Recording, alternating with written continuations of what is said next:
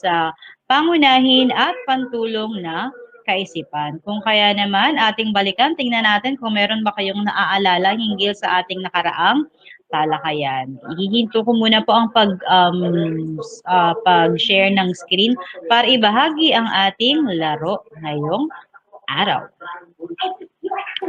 I-share ko muna ang aking buong screen. Ayan.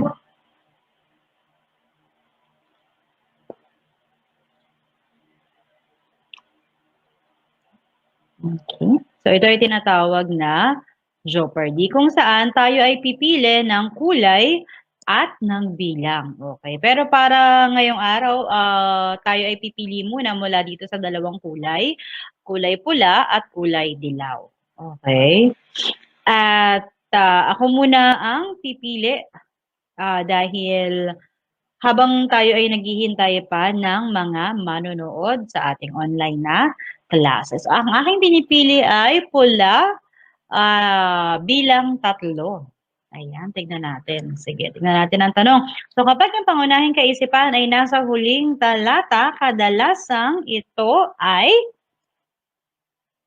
Okay, so ano kaya ang sagot dito? So syempre, ang sagot ay conclusion. Okay, so ito ay isa sa mga tinalakay natin noong nakaraan. Sabi natin, kapag nasa gawing dulo ang pangunahing kaisipan, kalimitan ito ay bumubuod dun sa kabuuan ng tinalakay sa buong talata. Ito nga yung tinatawag nating conclusion. Okay, sige. At akin ang isusunod-sunod habang naghihintay pa rin tayo ng mga manonood sa ating online na klase. So sa pangunahing kaisipan, makikita ang pinaka-diwa ng isang talata. Ito ba ay tama o mali? Siyempre, ang sagot pa din ay tama. So kaya nga sinabi nating pangunahing kaisipan, di ba? Nakilala rin bilang main idea. Sa English na marahil ay inyo nang natalakay. Okay. Ito naman, susunod. So, ang pangtulong na kaisipan ay syempre dapat may pagpapaliwanag kaugnay sa pangunahing diwa ng talata. Kaya nga pantulong. Okay. Ibig sabihin supporting. Ibig sabihin sumusuporta o sinusuportahan ito ang kaisipan ng inyong main idea na tinatawag. Okay. Ito ay pagpapalawig lamang sa mga nauna ng kaisipang nabanggit sa talata. Ayan. Okay, so tignan naman natin.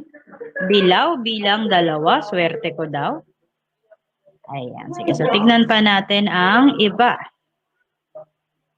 Ayan, isa pa. Kailangan marunong tayong magsuri kung ano ang mahalagang kaalamang ibinahagi sa kwento. Ito ba ay pantulong o pangunahing kaisipan? Okay, so syempre, ang sagot dito ay pantulong na kaisipan. Okay, so hindi ito maaaring maging pangunahing kaisipan dahil kung ating bibigyang pansin, okay, so wala naman ditong binibigay na pinakapanggagalingan ng mga kaisipan pa na ating tatalakayin sa kabuuan ng talata. So ito ay pantulong lamang sa ating pangunahing kaisipan. Susunod, isang mahalagang kasanayan na dapat nating matutunan ay ang pagbubuod. Pantulong o pangunahing kaisipan? Okay, so ito ay isang halimbawa ng pangunahing kaisipan. Ano ba yung sabi dito? Ang sabi dito, mahalagang kasanayan daw ang pagbubuod. Okay, so mula dyan sa pahayag na yan o sa kaisipan na yan, maaari na tayong magbigay pa ng mga karagdagang impormasyon o ideya. Okay, o maaaring magbigay tayo ng mga halimbawa pa. Okay, so yan po ay ilan lamang sa ating mga tinalakay o sa ating aralin noong nakaraang pagkikita o nung nakaraan nating online na klase. Okay, so tayo ay stop screen sharing ko lamang po muna at aking ibabahagi muli ang aking presentasyon. Ayan. Okay, so meron ako ditong mga larawan.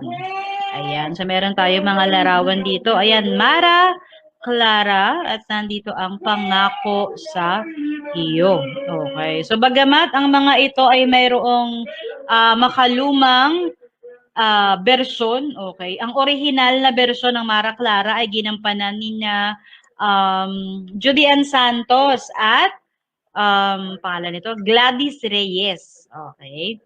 At ang pangako sa iyo naman ay original na ginampanan ni na Christine Hermosa at Jericho Rosales. Okay. So ito yung mga makabagong version na, ayan. So mga kaidaran nyo na, mga millennial na, ayan sila Catherine Bernardo, Julia Montes, ayan, Catherine Bernardo, at syempre si Daniel Padilla. Okay, so meron pa rin ako ditong isa pang larawan. Okay, ang isang napakasikat magpahanggang kasalukuyan, di ba? Ang kanyang teleserye ay talaga namang buhay na buhay pa din, maging si Cardo na siyang bida sa Probinsyano, 'di ba? So mag-aanim na taon na yata ang Probinsyano. Pero hindi pa rin siyempre patatalo diyan ng Mara Clara na tumagal ng higit 10 taon kung hindi ako nagkakamali. Okay. At ang isa pang larawan na meron ako dito, ayan. So ang First Yaya. So isa sa mga bagong teleserye ng GMA7. Okay. So bakit ako nagpakita ng mga larawang yan? So ano ba yung pagkakapare-pareho ng mga ayan? So lahat ng mga larawang aking ipinakita, kung inyong napapansin, ano yung meron sila? So lahat ng iyan ay mga halimbawa ng mga tinatawag nating teleserye o mga dulang pan television. Okay. So yan yung pangkaraniwan nating inaabangan. Okay. Okay. Para sa mas masarap o mas magandang dulang pan-television. So ano-ano nga ba yung mga sangkap na yan? So ang mga sangkap na yan ay tinatawag nating mga elemento. So ano-ano ba ang mga elemento ng dulang pan-television? Yan ang ating tatalakayin ngayong araw. Magandang umagang muli, klase. At muli, tayo ay tumuloy sa ating virtual aralan sa Filipino 7. Okay, at talaga namang napakahusay ng inyong naging pagsusuri sa dulang television First Yaya na ating pinanood. Okay, so kung kaya naman tayo ay magpatuloy na sa ating sang-aralin sa araw na ito. Okay, so tayo nga ay nasa ikatlong markahan na ika-6 na linggo at ang ating leksyon ay pinamagatang pagsusuri sa dulang pan-television. Ano nga ba ang ating tunguhin o yung ating layunin para sa linggong ito? Ang ating layunin ay nasusuri ang mga elemento at socio-historical na konteksto ng napanood na dulang pan-television. Kung kaya, katulad ng ating ginawa, tayo ay nanood ng isang dulang pan-television. Okay, na pinamagatang First Yaya, gayon din, kung inyong napansin, tayo ay sumubok na magsuri ng isang dulang pan-television. At ngayon nga ay tatalakayin natin ano-ano nga ba yung mga elemento ng isang dulang pan-television. Paano ba natin masasabi na mahusay o epektibo ang isang dulang pan-television? Pero bago yun, talakayin muna natin ano nga ba ang dulang pan-television. Okay. So kapag sinabi natin ang dulang pan-television, ito ay binubuo ng gumagalaw na mga larawan at tunog na lumilikha ng kapaligiran at mga karanasang malapit sa tunay na karanasan at pangyayari sa buhay ng tao. Okay, so sabi dito, gumagalaw na mga larawan at tunog. Okay, bakit gumagalaw na mga larawan? Kasi merong mga totoong tao na nagsisipag-arte o nagsisipag-ganap sa harap ng camera. Gayon din sinasabi na malapit ito sa karanasan o sa buhay ng tao sapagkat karamihan, kundi man lahat ng mga nangyayari sa isang dula o sa isang dulang pan-television ay nararanasan din mismo natin o maaring ng mga tao sa ating paligid. Okay. Halimbawa natin, di ba, ang pagkakaroon ng ilang mga suliranin katulad ng nangyari sa ating pinanood na First Yaya, di ba? So may ilang mga problema ah, na kinaharap siya. Gayon din tayo, di ba, sa pang-araw-araw nating buhay, meron din tayong mga suliraning kinakaharap. Okay. Sige, so ano nga ba ang mga elemento ng isang dulang pan-television? So meron tayong 8 elemento ng dulang pan-television. Ano ba yan? So isa-isahin natin yan. Okay. So una na dyan, ang tinatawag natin mga kwento at pauhan. Okay. So ito ang isa sa mga pinakamahalagang salik o elemento ng isang dula. Okay. So bakit? Siyempre kung walang pauhan, diba? So walang magsisipagganap. Okay. So walang magpapakita ng mga pangyayari o sitwasyon dun sa mismong kwento. Hindi ba? Okay. Siyempre mahalaga rin yung kwento mismo. So tungkol saan ba yung ating papanoorin? Okay. Ano ba yung magiging tunggalian? Ano ba yung magiging suliranin na kailangang lupasin dun sa ating dulang papanoorin? So yun po ang ating unang elemento. Yung mismong kwento at syempre yung mga tauhan. Sa tauhan, meron tayong tinatawag na antagonist at protagonist sa English, hindi ba? So yun yung bida, yung kontrabida, gayon din yung mga pantulong na tauhan. Okay. Sige, ang ikalawang elemento naman ay tinatawag nating direksyon. So ayan, katulad ng makikita nyo sa larawan, di ba? Nandyan si Direk. Okay. So ang pinaka sikat na tawag nito, ang sikat na bagay na hawak ni Direk, ayan. So, di ba? Meron siyang microphone, di ba? Para mapaalalahanan yung kanyang mga artista. So, ano naman yung direksyon? So, syempre, dahil nga meron tayong mga artista nagsisipaganap, kailangan din ng magdidirige. Okay. O yung tinatawag natin, director. Okay. So, kailangan merong magsasabi o dapat unti-unti lang yung pagpatak ng luha mo. Dapat dito ka nakatapat o nakatingin sa anggulong ito. Dapat habang naglalakad ka, ay dahan-dahan lamang hanggang masundan ka ng iyong kapareha. Okay. So, yan ang gampanin ng direktor.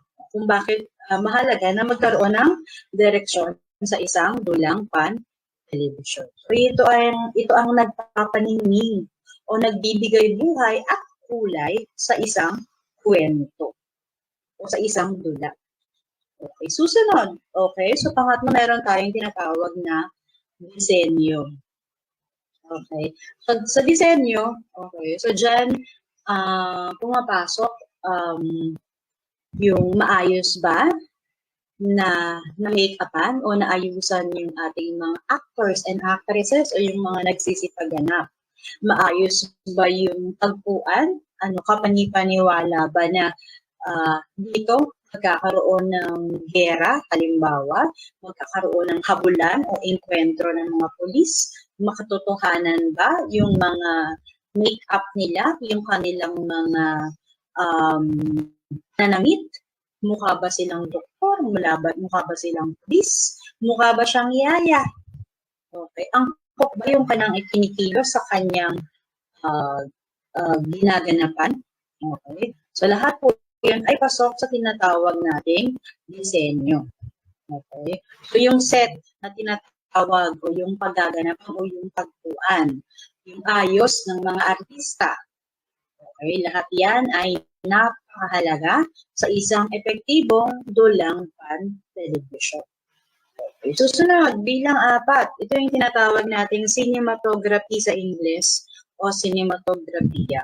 So, gaano ba kahusay si Direk, di ba, pagdating dito?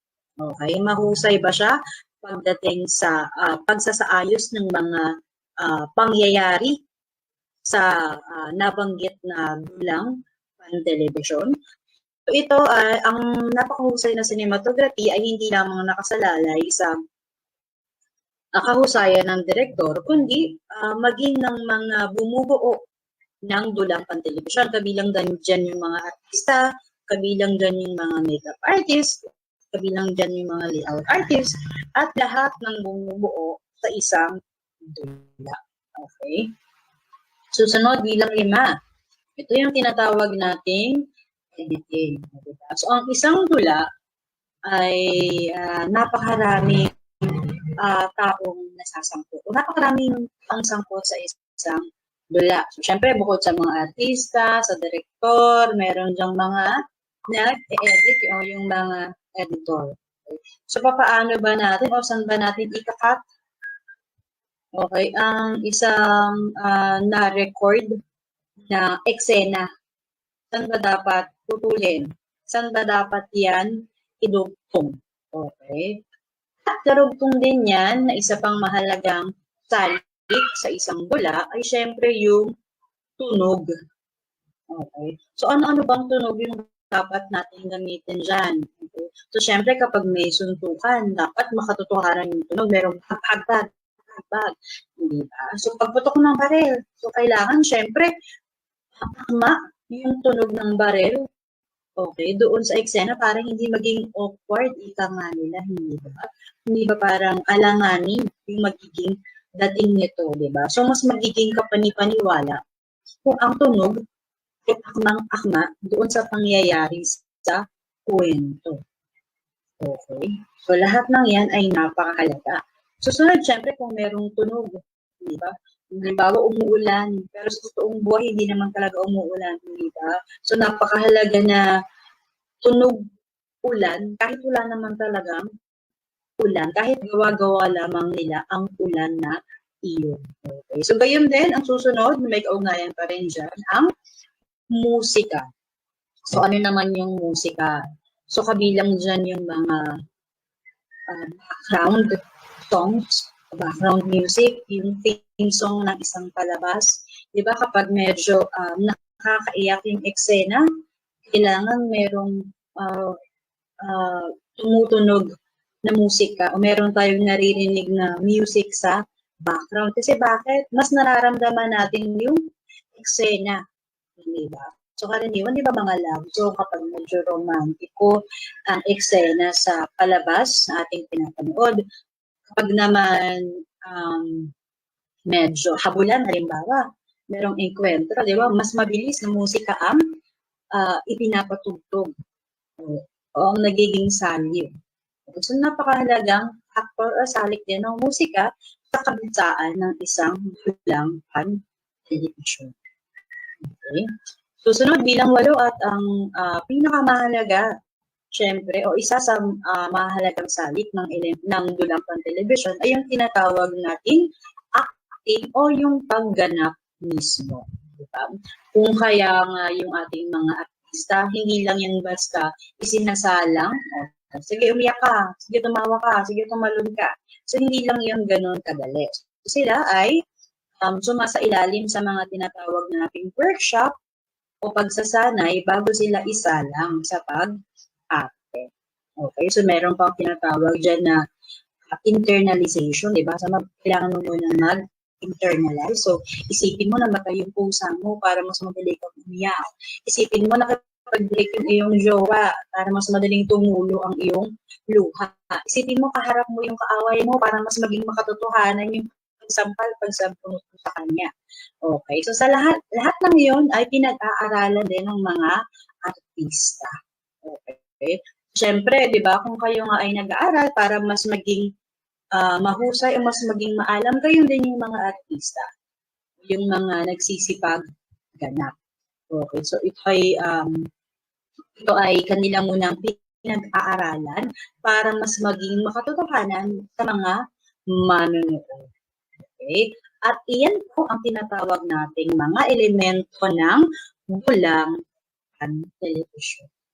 Okay. So dahil natalakay na natin ang mga elemento ng dulang pan-television, tingnan naman natin, ano nga ba ang isang mahusay na teleserye? Kumbaga, paano ba natin masasabi na mabisa, epektibo ang isang teleserye, yung isang dulang pan-television?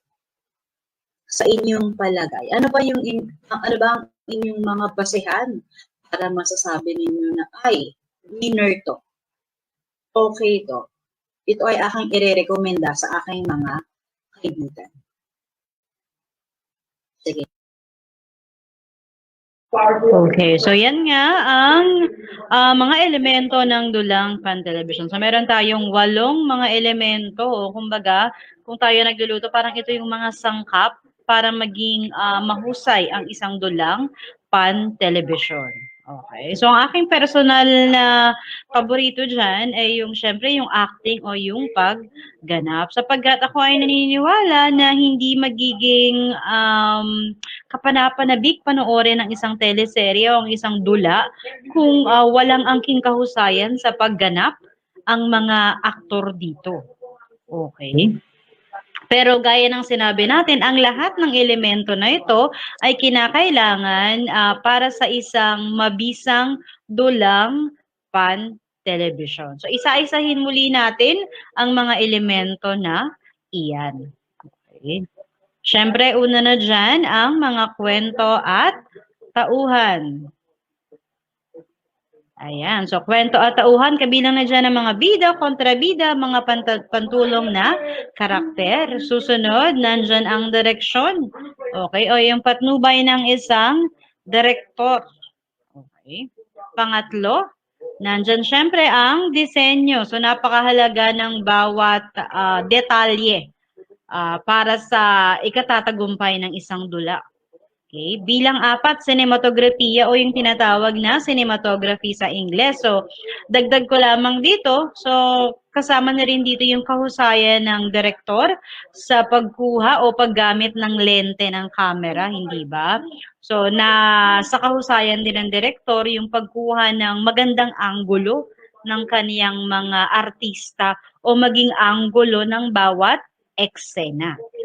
Okay. Bilang 5, editing, syempre, so dito pumapasok yung pagdaragdag, pagdudugtong-dugtong ng mga eksena. So, pwedeng may mga ibabawas, pwede rin merong mga idadagdag para sa ikagaganda pa ng isang programa. Okay, bilang 6, tunog. So, napakahalaga din ito, di ba? Kung tayo nga ay nanonood, di ba, o sa isang basketball, di ba?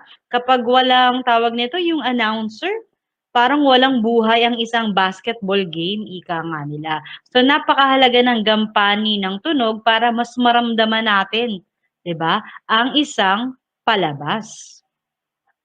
Susunod bilang 7, musika, napakahalaga rin na lapatan o mailapat ang angkop na musika sa isang dulang pan-television, hindi ba? Mas nararamdaman natin, di ba? Kung medyo nakakalungkot yung eksena at sasabayan pa ng love song, hindi ba? So, mas lalong napapadali yung pagtulo ng ating mga luha. Okay. Bilang 8, syempre, acting o pagganap. Okay. So, ito yung pampasarap sa isang dula. Okay. Yung kahusayan ng bawat artista. Okay. So, yan po ang mga elemento ng dulang pan-television. Okay. Kung meron kayong mga katanungan hinggil sa alinman dito ay mangyaring ikomento po ang mga ito para ating mabigyang linaw. Okay. So, bakit nga ba mahalaga na suriin natin ang isang dulang pan-telebisyon? Okay. So, isa sa mga dahilan kung bakit tayo nagsusuri ng mga dulang pan-telebisyon, hindi ba, ay para mas mapayaman pa yung ating mga malilikot na isipan. Sa pamamagitan din ito, nagkakaroon tayo ng pagninilay-nilay tungkol sa mga bagay-bagay. Tayo ay nagkakaroon ng mga pagkatuto o realisasyon, hindi ba? Mula dun sa ilang mga karanasan ng mga tauhan. Okay, tayo ay nakapupulot ng mga magagandang bagay na pwede nating ika nga nila ay i-apply dun sa ating mga nararanasan o mararanasan pa. Lalo na't kayo bilang mga millennial o bilang mga mura pa ang inyong isipan. Okay, so ngayon, tignan natin kung kayo ba ay merong napulot sa ating talakayan ngayong araw. So meron ako ditong inihandang pangwakas na pagtataya. Para sa bilang 1, kapanipaniwala ang pag-arte ni Chris Bernal bilang si Tinay sa Little Nanay na isang dalagitang puno ng kawalang malay at pag-asa. Ano ba ang tuon ng pagsusuring ito? Kapanipaniwala daw ang pag-arte ni Chris Bernal bilang Tinay sa Little Nanay. Okay. So, ang tamang sagot, syempre, ang focus ay ang kaniyang acting o pagganap. Hindi ba nakasulat dito? Kapani-paniwala ang pag-arte. Hindi ba? Hindi ba damang-dama natin na siya ay isang ina sa kabila ng kaniyang sitwasyon sa palabas na ito. Okay. So, bilang dalawa, katangi-tangi ang pagganap ni Sylvia Sanchez bilang si Gloria sa The Greatest Love, na isang inang may Alzheimer's disease. Ano naman kaya ang tuon ng pagsusuring ito? Kahinaan, kalakasan, kapintasan, o socio-historical? So dito naman po ang tamang sagot ay kalakasan. Bakit kalakasan? Meron tayong nabanggit na Alzheimer's disease. So, kalakasan, sapagkat kung inyong napanood ang dulang pang telebisyong ito, okay, bagamat mayroong Alzheimer's disease si Gloria, ito ay hindi naging hadlang upang kanyang magampanan ang kanyang tungkulin bilang isang nanay. So, sa halip na kahinaan, ito ay nagsilbi pang kalakasan. Okay. Susunod bilang 3. Pinagkatuwaan sa social media ang ilang eksena mula sa mga seryeng hindi mahusay ang animation at special effects na ginamit. Okay, so pinagkatuwaan sa social media ang ilang eksena mula sa mga seryeng hindi mahusay ang animation at special effects na ginamit. Ano ba ang tuon ng pagsusuring ito? So dito po, hindi ba nakalutang naman kung ano yung binibigyang tuon dito? Siyempre, ang binibigyang tuon dito ay ang kahinaan. Ano ba yung kahinaang binabanggit? Di ba? Yung kawalan ng husay pagdating sa animation at special effects. Okay? Susunod bilang 4.